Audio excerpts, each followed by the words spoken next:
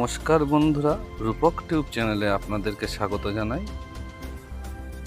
আজ আমরা চলে এসেছি আপনাদের সামনে আরও একটি নতুন ভিডিও নিয়ে। এখানে আপনাদের সামনে আজকে তুলে ধরব কামাখ্যা মায়ের কিছু অপরূপ দৃশ্য। ভিডিওটি স্কিপ না করে সম্পূর্ণটি দেখতে থাকুন। আর ভিডিওটি যদি আপনাদের ভালো লেগে থাকে তাহলে চ্যানেলটিকে সাবস্ক্রাইব করে পাশে থাকবেন।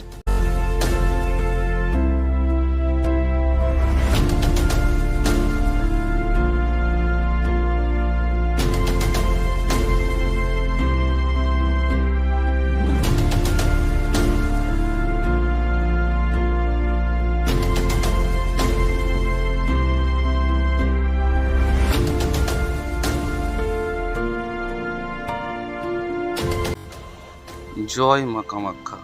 তিনিই শক্তির উৎস, তিনিই সৃষ্টি, রক্ষা ও সংহার রূপিণী।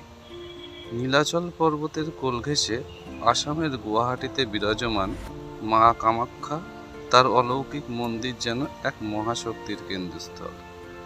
বিশ্বজুড়ে লক্ষাধিক ভক্ত প্রতিদিন আসেন কেবল একটিবার মাতৃস্নেহের দর্শন পাওয়ার আশায়।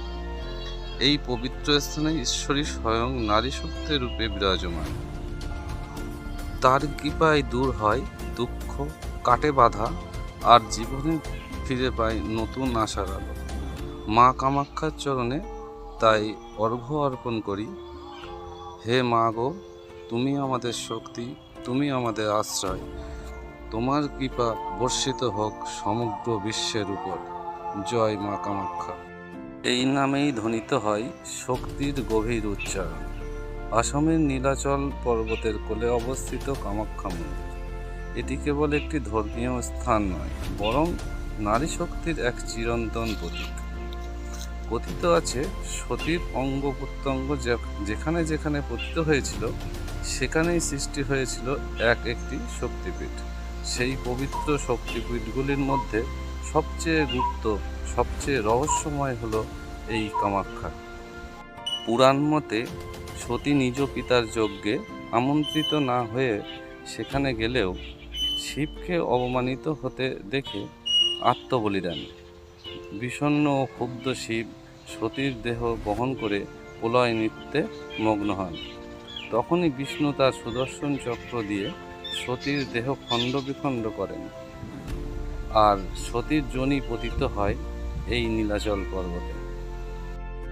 সেখানেই প্রতিষ্ঠিত হয় কামাখ্যা মন্দির, যেখানে মা কামাখ্যা অধিষ্ঠিতা হন জননী রূপে, নারীত্বের আদি রূপে।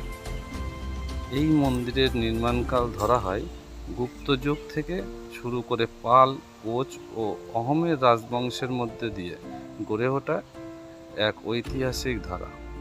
বর্তমানে যে স্থাপত্য আমরা দেখি তা মূলত ১৬০০ শতকের অহোম রাজা নরনারায়ণের আমলে পুনর্নির্মিত হয়। কামাখ্যা মন্দিরের এক বিশেষ বৈশিষ্ট্য হলো এখানে কোনো দেবী মূর্তি নেই। মায়ের পূজা হয় একটি যোনি আকৃতির পাথরের উপর, যা চিরকাল জলসিক্ত অবস্থায় থাকে। এটি প্রকৃত মা কামাখ্যার প্রজননের, সৃষ্টির ও মাতৃত্বের প্রতীক।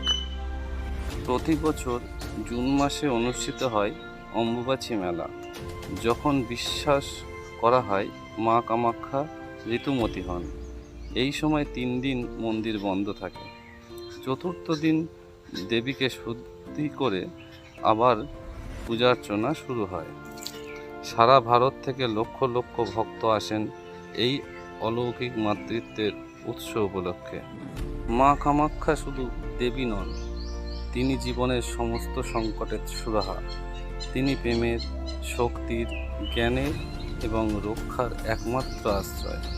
ভক্তরা বিশ্বাস করেন যে কেউ সৎ মন নিয়ে কামাখ্যার চরণে এসে প্রার্থনা করে, তার জীবনে মা আশীর্বাদ স্বরূপ বয়ে আনেন শান্তি, সাফল্য ও সুখ।